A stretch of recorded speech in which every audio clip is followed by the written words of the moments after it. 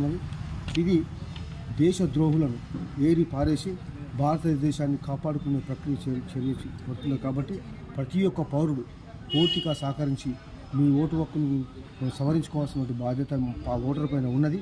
Voter కనుక ఈరోజు కనుక సవరించుకోకుండా ఓటు హక్కును కనుక సవరించుకోకపోతే ఓటును కోల్పోయే ప్రమాదం ఉన్నది. ఓటును కోల్పోతే మీరు దేశ పౌరులుగా గుర్తింపు పొందరన్న విషయాన్ని మనం ఈరోజు స్పష్టంగా అవగాహన చేసుకొని ఓటర్లందరూ పౌరులందరూ ఈ యొక్క సరుకు పూర్తిగా సహకరించి మీరు స్వచ్ఛందంగా వచ్చి ఓటును సవరించుకోవాల్సిన బాధ్యత మీపైన ఉన్నది, ప్రభుత్వం పైన కాదు. ప్రభుత్వం అధికారులను పంపించింది.